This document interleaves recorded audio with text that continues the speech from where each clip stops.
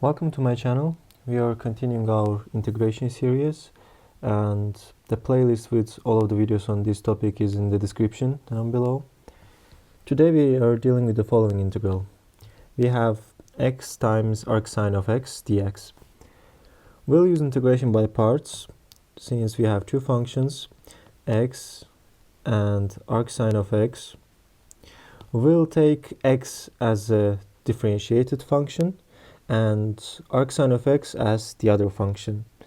It's because antiderivative of arcsin x is not that trivial, while that of x is just x squared over 2.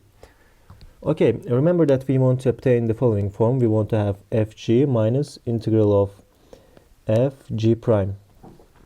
Alright, the antiderivative of x, as I said earlier, it's x squared over 2. We multiply this by arcsin of x, and we subtract the integral of, we just rewrite x squared over 2, and we multiply this by the derivative of arcsin of x. It's 1 over square root of 1 minus x squared. It's just the thing that you need to remember. Okay, let's just rewrite it in a neat way. X squared arcsin of x over 2 minus 1 over 2 integral of x squared dx over 1 minus x squared square root. Okay, now that we have a new integral in our hands, we'll think on how we will evaluate this. Right, I'll equate this to some star, and we'll continue with the star later on after we evaluate the following integral. Let's just consider it separately here. X squared dx over 1 minus x squared. We'll make an inverse substitution here. It's because we see the structure of 1 minus x squared square root. I'll make video sequence on standard types of integrals in which we will consider some fractions, substitutions, and in particularly inverse substitutions, which we'll use here. Since in the denominator we have the square root of 1 minus x squared, we'll make the following substitution. I'll write x is equal to sine of theta, then the dx will be cosine of theta d theta. Now we look at our integrand, x squared dx over square root of 1 minus x squared. What's that? It'll be 1 minus x squared. It's first we write x squared, which will be sine square of theta, multiplied by dx is cosine of theta d theta, theta d theta, over square root 1 minus x squared is sine square of theta. Okay, here we have the following in our hands: cosine theta d theta over, from famous identity that sine square plus cosine square of some angle is equal to 1, we deduce that the denominator is indeed cosine square theta, which is equal to sine square theta cosine of theta d theta over cosine of theta. Now I want to draw your attention that in the first place, here we have an absolute value. Well, let me show you why this expression is indeed equal to theta of theta d theta over just cosine of theta. Observe that the expression 1 minus x squared makes sense only if 1 minus x squared bigger than or equal to 0, which itself is x is minus 1 and 1. And this corresponds to angle theta is between pi over 2 and minus pi over 2, It's our first and fourth quadrant, and there cosine of theta is positive.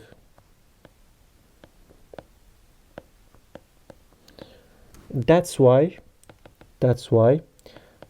cosine of theta is equal to absolute value of cosine of theta is equal to cosine of theta itself. It's just a rigorous remark so that you get the logic of this process.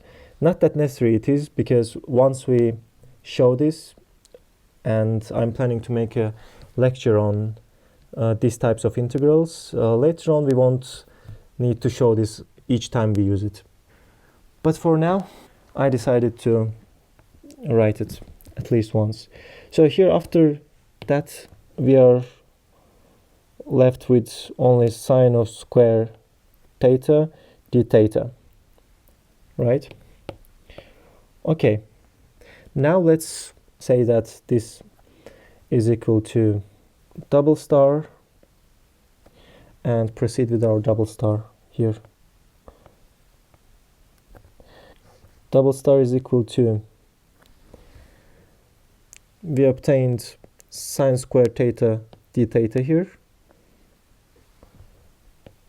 sine square theta d theta, and here is another interesting integral that we'll need to deal with.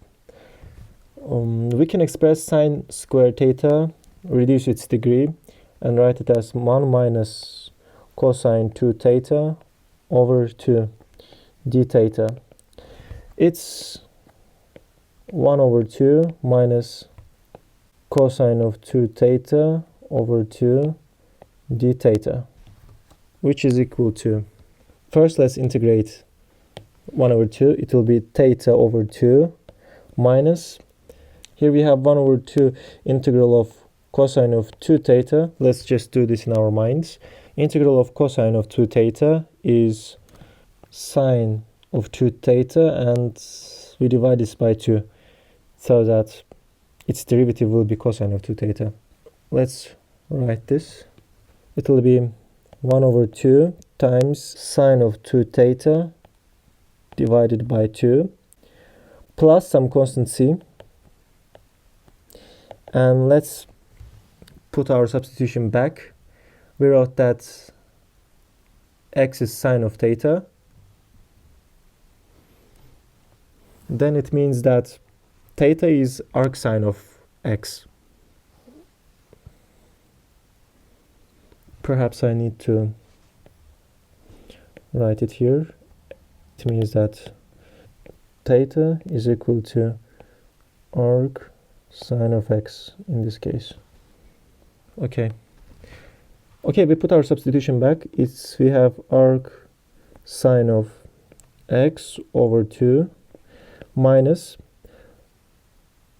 a little remark on this expression, it's equal to 2 times sine theta cosine theta over 2 times 2, which is sine theta cosine theta over 2. I use the following identity. Sine of 2 alpha is equal to 2 times sine alpha cosine alpha. And which means that we have here sine theta cosine of theta. Sine theta is, we already know that it's x, and cosine theta will be square root of 1 minus x squared. We obtained it here, we showed it here, and we just can take an advantage of the famous identity that 1 is equal to sine squared theta plus cosine squared theta, which means that first we write sine theta, which is x, multiplied by cosine theta, which is 1 minus x squared, and we divide this by 2 and add some constant c. Okay, we are done with our remark. It was quite big.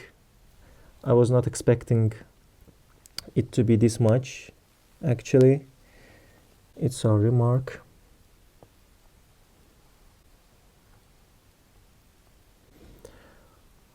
Okay, now we can proceed with our star. Remember, we were just computing this integral. Now we can proceed.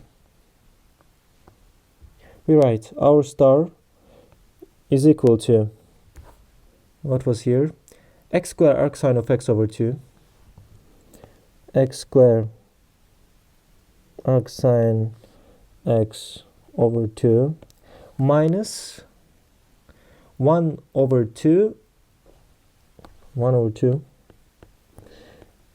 the integral of x square over square root of 1 minus x square, and we obtain this here. So let's just rewrite it. Arc sine of x over 2 minus x times 1 minus square root of 1 minus x square over 2 plus some constant c, which is equal to, we just rewrite x squared times arc sine of x over 2 minus arc sine of x over 4 plus x times 1 minus square root of 1 minus x square over 2 over 4 plus some other constant c. I wrote it as c bar. C bar is what? It's minus 1 over 2 c. Just for the sake of convenience, I write this as c bar. Nothing changes. In the end, we should have this c, and it's this with this is equal to this. I hope it's not a big problem. And we are done.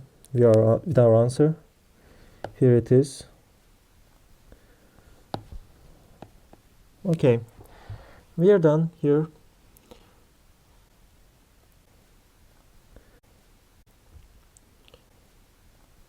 I make this view so that you can just quickly review the whole process of ours. Alright, if you have any questions, feel free to write them in the comment section below, and see you in the next videos.